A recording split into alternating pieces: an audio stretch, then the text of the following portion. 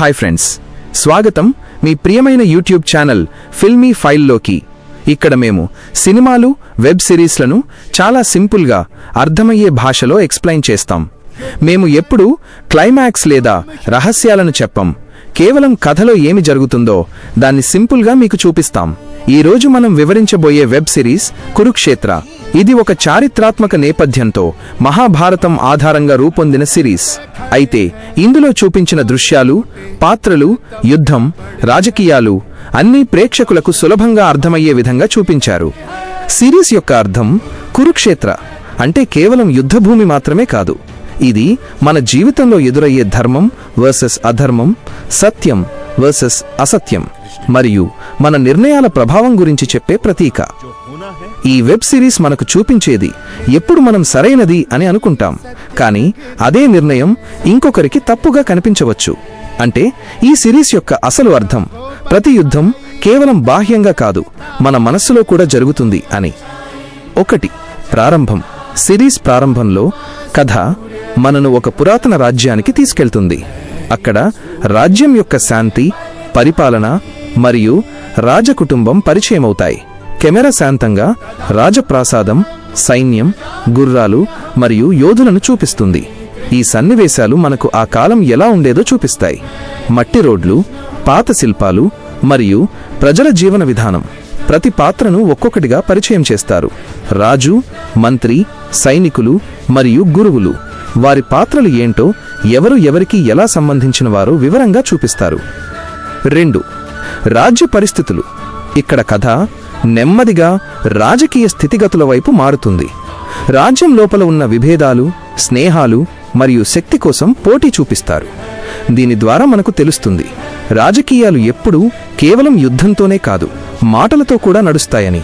Camera ఈ సన్నివేశాలను శాంతంగా చూపిస్తుంది. పలువురు రాజులు సమావేశమవడం, వ్యూహాలు చర్చించడం, యోధులు శిక్షణ పొందడం. ఈ దశలో నేపథ్య సంగీతం చాలా బలంగా ఉంటుంది. మ్యూజిక్ డైరెక్టర్ ఇచ్చిన వాయిద్యాలు, తాళాలు, వీణ స్వరాలు అన్నీ సన్నివేశానికి చారిత్రాత్మక స్పర్శ ఇస్తాయి. 3. ముఖ్య పాత్రల పరిచయం. ఇప్పుడు కథలో ప్రధాన పాత్రలు స్పష్టంగా పరిచయమవుతాయి. యోధులు, రాజకుమారులు, గురువులు. ప్రతి ఒక్కరి లక్ష్యం వేరుగా ఉంటుంది.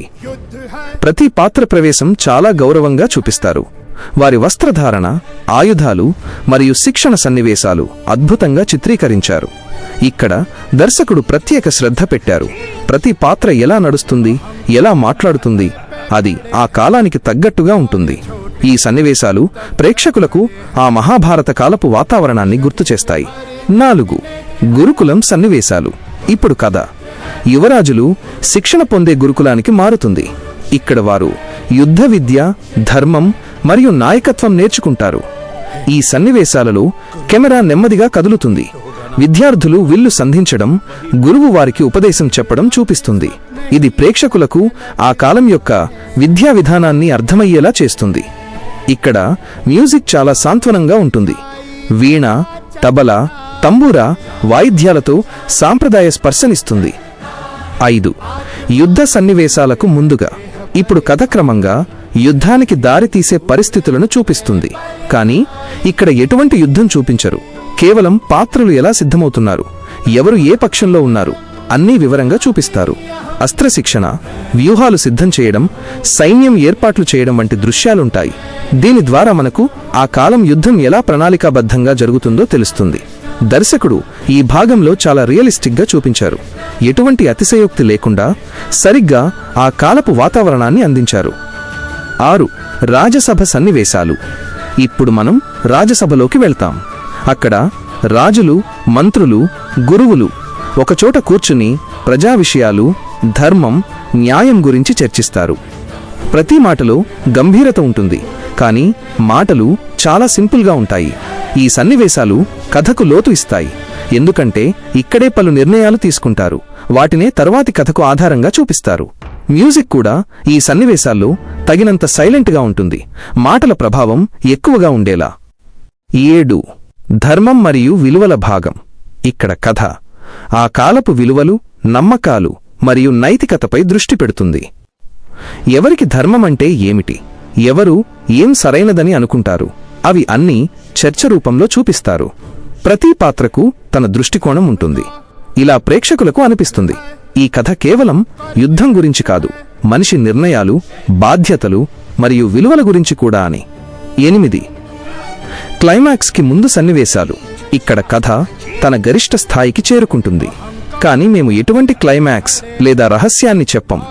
ఇక్కడ చూపించిన సన్నివేశాలు ప్రేక్షకులను తర్వాతి ఎపిసోడ్ కోసం ఆసక్తిగా ఉంచుతాయి. మ్యూజిక్ ఈ దశలో కొంచెం బలంగా ఉంటుంది, కానీ దర్శకుడు దాన్ని అతి చూపకుండా సున్నితంగా మలిచారు. అవుట్రో. ఇలా మనం కురుక్షేత్ర వెబ్ సిరీస్ యొక్క పూర్తి స్టెప్ బై స్టెప్ ఎక్స్ప్లెనేషన్ చూశాం. ఈ సిరీస్ కేవలం చరిత్ర లేదా యుద్ధం కాదు, ఇది మనిషి మనస్సులో జరుగుతున్న ధర్మ అధర్మ యుద్ధానికి ప్రతీక. దర్శకుడు సున్నితంగా ఆలోచింపజేసేలా దర్శకత్వం వహించారు. సంగీత దర్శకుడు ప్రతి సన్నివేశానికి సరైన వాతావరణం ఇచ్చారు. మీకు ఈ వీడియో నచ్చితే ఫిల్మీ ఫైల్ ఛానల్ను లైక్, షేర్, సబ్స్క్రైబ్ చేయడం మర్చిపోవద్దు. మరుసటి వీడియోలో ఇంకో అద్భుతమైన సినిమా లేదా వెబ్ సిరీస్ ఎక్స్ప్లెనేషన్తో కలుద్దాం. అప్పటి వరకు సినిమాలు చూడండి, కథలు తెలుసుకోండి మరియు ఎప్పటిలాగే ఫిల్మీ ఫైల్తో ఉండండి.